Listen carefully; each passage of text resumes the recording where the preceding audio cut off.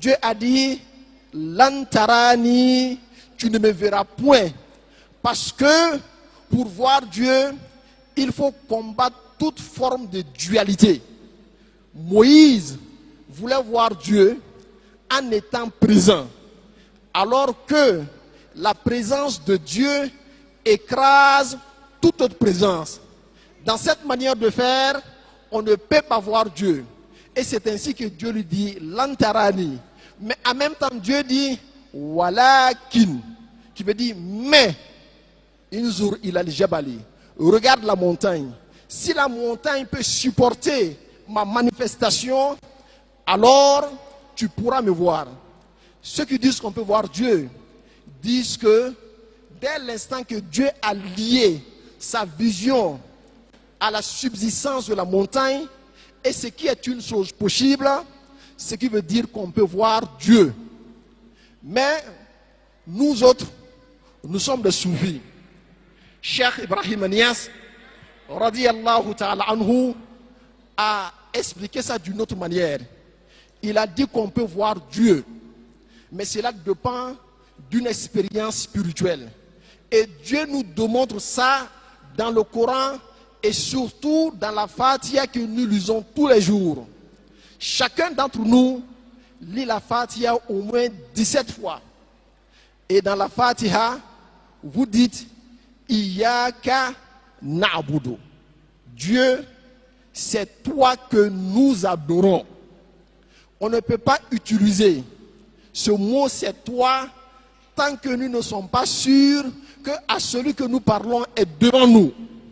Donc Dieu a utilisé dans la Fatiha, et dans la Fatiha il n'y a pas de parole vaine, le mot Iyaka na'budu.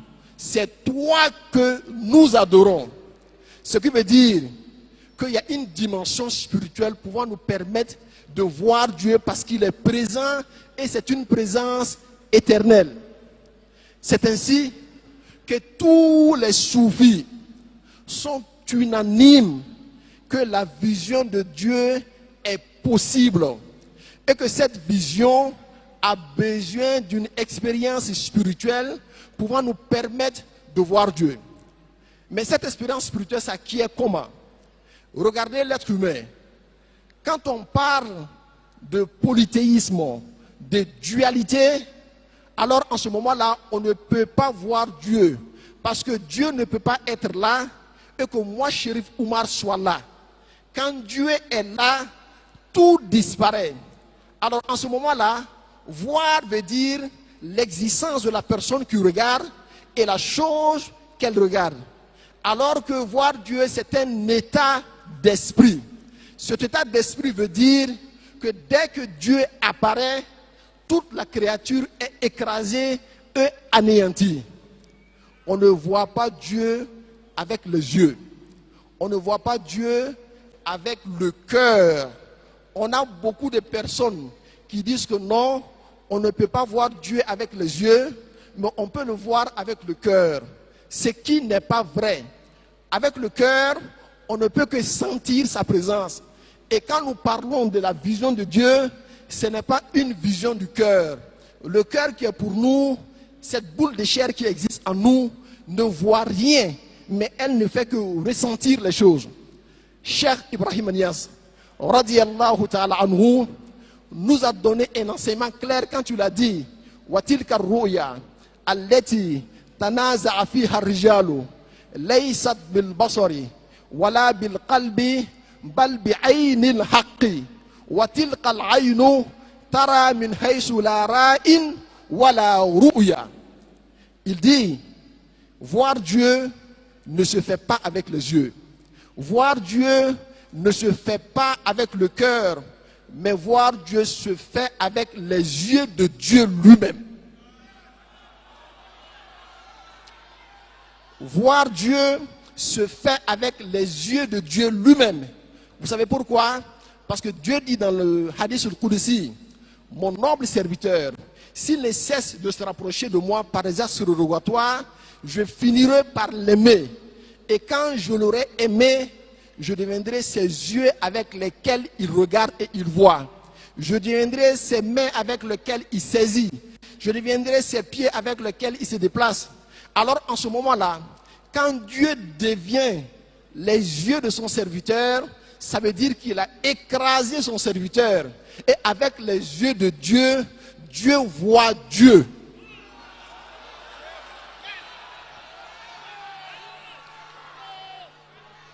Ce qu'il faut chercher, c'est chercher cette dimension que Dieu nous écrase afin que Dieu seul existe en nous. Et cette dimension est possible. Seul avec les yeux de Dieu, on peut regarder Dieu. Ce qui est contraire à la compréhension de nos frères chrétiens, qui quand ils ont dit que Jésus-Christ est Dieu, que celui qui a vu Jésus-Christ a vu Dieu. Mais dans le sens de le connaître seulement, cette dimension existe en islam, qui veut dire des personnes anéanties en Dieu. Et je vous le jure, dans cette salle, il y a beaucoup de personnes, même parmi les dames, qui sont anéanties en Dieu. Si vous les regardez dans le sens de connaître Dieu. Mais eux, quand ils vous regardent, ils ne voient que Dieu. Alors, il ne s'agit pas de regarder un être anéanti. Et Jésus-Christ était un être anéanti en Dieu. Voilà pourquoi il disait, celui qui m'a vu a vu le Père. Le prophète Mohammed sallallahu alayhi wa sallam a dit la même chose. Il a dit, Inna lezina yubayyunaka, innama yubayyuna Allah. Dieu dit concernant le prophète Mohammed sallallahu alayhi wa sallam que ceux qui te prêtent allégeance, en réalité c'est à Dieu qu'ils prêtent allégeance. Pour dire que c'était un être anéanti entièrement en Dieu. Alors le regard que nous avons vis-à-vis de lui est différent du regard que lui il a vis-à-vis de nous. Nous parlons de la dimension de l'être anéanti en Dieu. Son regard ne peut capter que Dieu. En un mot, ce qu'il faut retenir, c'est que Dieu est une existence. Et toute existence peut être vue logiquement. C'est ainsi que les grands saints ont dit que puisque Dieu est une existence sans faille, le voir est possible. Mais cela a besoin d'une préparation spirituelle. Et la vision ne se fait pas avec les yeux, elle ne se fait pas avec le cœur, comme je l'ai dit, elle se fait avec l'œil de Dieu. Elle se fait avec l'œil de Dieu. Et cet œil-là, depuis l'existence des temps, c'est elle seule qui existe. Regardez le prophète Mohammed, sallallahu alayhi wa sallam, nous parlant.